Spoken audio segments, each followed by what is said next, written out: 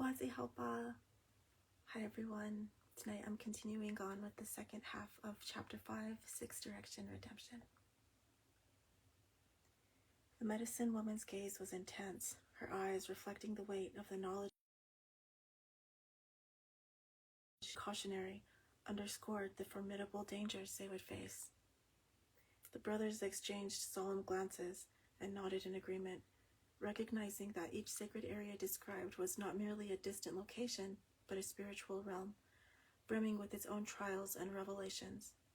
They understood, on a profound level, that this journey would require their utmost respect, courage, and perseverance.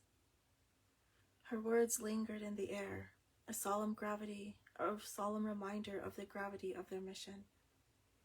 As the brothers absorbed the enormity of the task before them, a deep sense of awe and anxious acceptance settled over them. They recognized the path ahead was filled with uncertainty, yet their commitment to their sister and their quest for redemption fortified their resolve as they embraced the challenge despite their fears. The medicine woman, sensing their decision to continue, stood up, gathering the gifts they had brought into her arms and taking them into the safety of her home. After a moment of quiet contemplation within the adobe walls, the medicine woman re-emerged, her presence marked by an air of resolute purpose. She accompanied the brothers back to their family house, where Sunflower waited, her form a poignant reminder of the trials she had endured. Without hesitation, the medicine woman approached Sunflower with a gravity that emphasized the importance of her message. Her voice, though gentle, carried a firm resolve as she spoke. Meeting Sunflower's golden eyes with her own deep chestnut gaze, the medicine woman made it clear that Sunflower's role now was to remain behind, guarding the pueblo while her brothers embarked on their crucial journey. Sunflower snorted and shook her head in protest. Her heart ached at the thought of being separated from them, especially now that she was in such a powerful form. She longed to be at their side, protecting them, as they sought the items that would aid in her return to humanity. Turning to the family, the medicine woman conveyed the profound significance of the quest ahead. She explained that the brothers would also need to seek reconciliation with the Mountain Lion people, addressing the misguided actions and bloodshed that had resulted from their misunderstanding of Sunflower's absence. Her words were a call for understanding and restraint, urging the family to recognize the gravity of the situation and the importance of seeking redemption. Sunflower grumbled softly in defeat, emitting a low growl, but said nothing more. She understood and accepted the necessity of her role in protecting the pueblo while her brothers gathered the sacred items needed for her transformation and sought to redeem themselves for their actions. The medicine woman emphasized the necessity of approaching the Mountain Lion people with both respect and humility, particularly the leader of the Mountain Lion people, who resided somewhere in the north. She assured them that this leader would be a pivotal figure in their journey, offering crucial guidance and assistance as they navigated the sacred paths. Her warnings carried a deep sense of urgency and reverence, reminding them that any further harm or disrespect would jeopardize their chances of success. She explained that their willingness to honor their traditions and show genuine contrition for what had happened to the Mountain Lion people would be essential for them to succeed. As the brothers prepared for their departure, Sunflower's heart was heavy with the weight of her responsibilities. She felt a deep sense of gratitude for her brother's efforts and the guidance of the medicine woman, yet a profound sadness lingered, knowing that her own situation had set them on this difficult path. The medicine woman moved with a serene purpose as she approached the brothers with a handful of white cornmeal in her right hand. With solemn grace, she performed a ritual of protective blessings, her hands weaving intricate patterns in the air as she called upon the spirits to protect them on their journey. Her words, filled with ancient wisdom, resonated with a deep sense of sacred duty, wrapping the brothers in a shield of spiritual fortitude. Sunflower's father stepped forward, his expression a mix of pride and concern. He presented the brothers with newly crafted arrowheads, symbols of strength and protection. Adorned with care and imbued with his blessings, the arrowheads were to be worn around their necks, embodying their family's love and spiritual protection for their safe return. Without delay, the brothers set out on their journey, heading first to the north. Sunflower stood with her family at the edge of the village, her eyes fixed on the receding figures of her brothers as they ventured into the distance. Each step they took was a step toward her transformation and an opportunity to mend the rift between their worlds. The weight of her own role in their quest pressed heavily upon her, mingling with her hope for their success and her deep yearning for their reunion.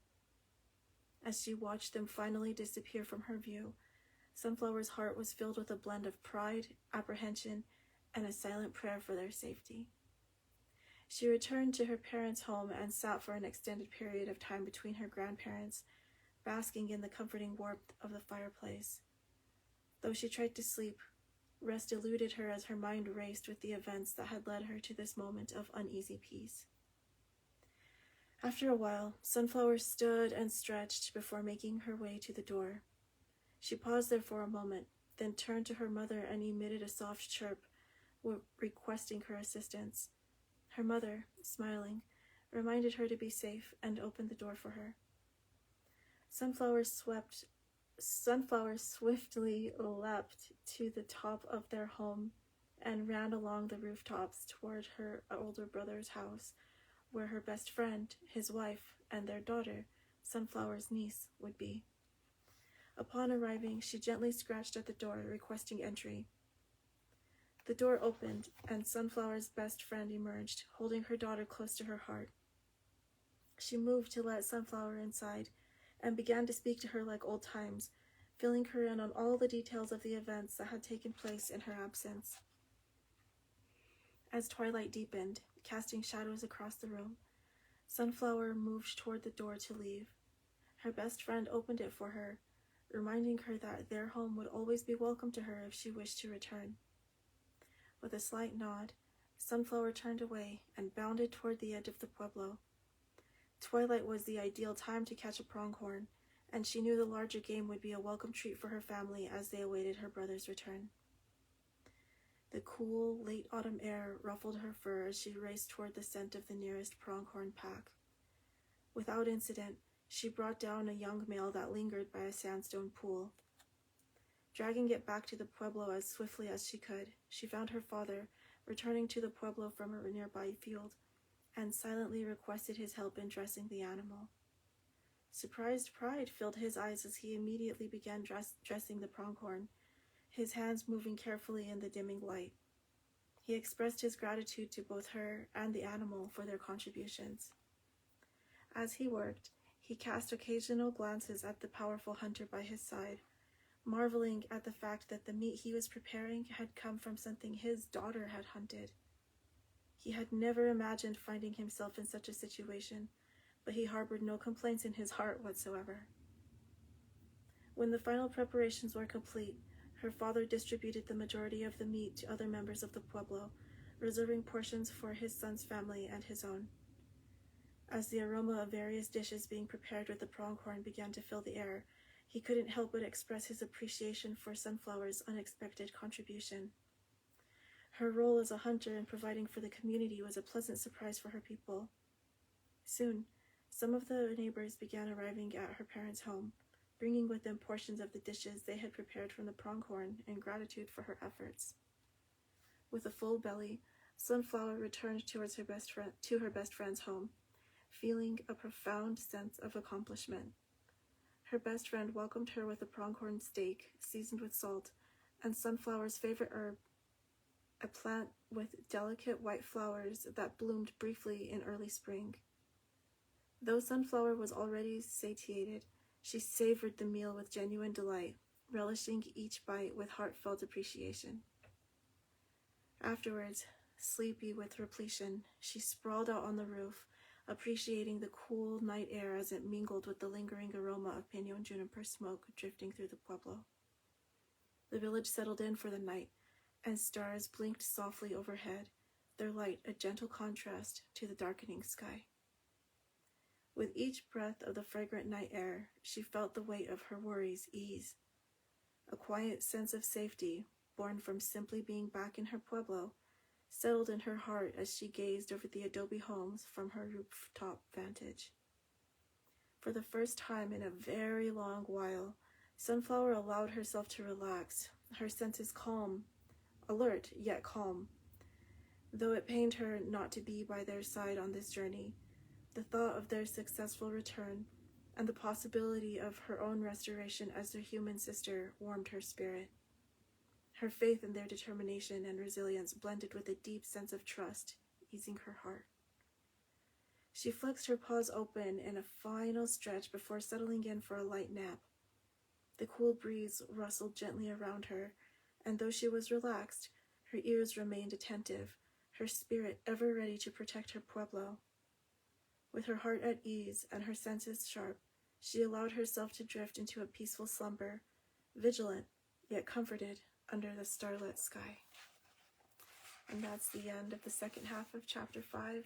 Tomorrow we'll go on to the final chapter, chapter 6, a ritual. I wish you all a good day, night, whatever it is, wherever you are.